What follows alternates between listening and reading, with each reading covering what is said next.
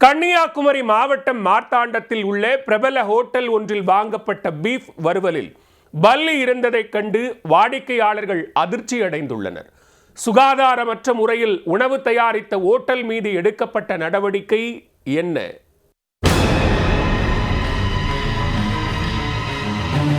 வட மாநிலங்களில் விற்கப்பட்ட ஐஸ்கிரீமில் மனிதவர், கல்லூரி விடுதி உணவில் கரப்பான் பூச்சி, பூரா, பாம்பு என ஊர்வன இறந்து கிடந்தன.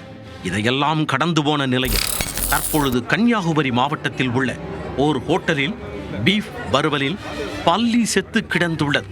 அசைவ பிரியர்களை அச்சப்பட வைத்துள்ள சம்பவத்தின் பின்னணி என்ன?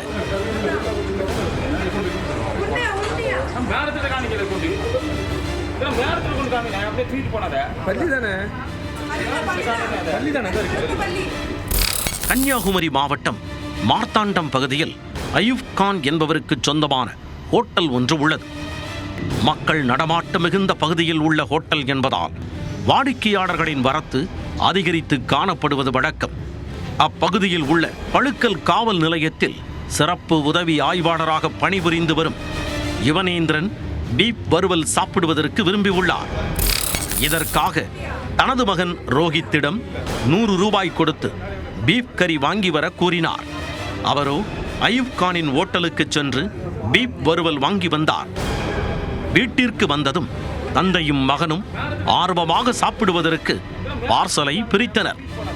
ஆனால் இறைச்சிக்குள் இறந்த நிலையில் பல்லி ஒன்று கிடந்ததைக் கண்டு அதிர்ச்சி அடைந்துள்ளனர்.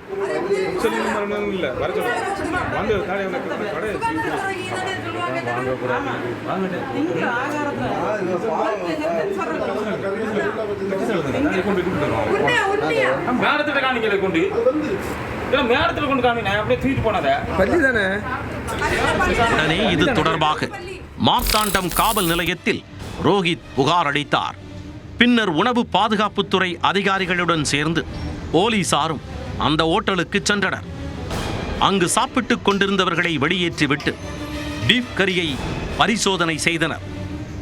அப்பொழுது மாட்டிறைச்சியை ஆய்வுக்கு உட்படுத்துவதற்காக மாதிரியை டப்பாக்களில் சேகரித்துக் கொண்டனர். அதோடு விற்பனைக்கு வைக்கப்பட்டிருந்த அனைத்து இறைச்சிகளையும் உணவு பாதுகாப்புத்துறை அதிகாரிகள் தரையில் கொட்டி அழித்தனர். பரிசோதனையின் முடிவில் பீஃப் வறுவலில் பல்லி நச்சு கலந்திருந்தது உறுதியானால் ஹோட்டல் மீது கடும் நடவடிக்கை எடுக்கப்படும் என்று எச்சரிக்கை விடுத்துள்ளனர்.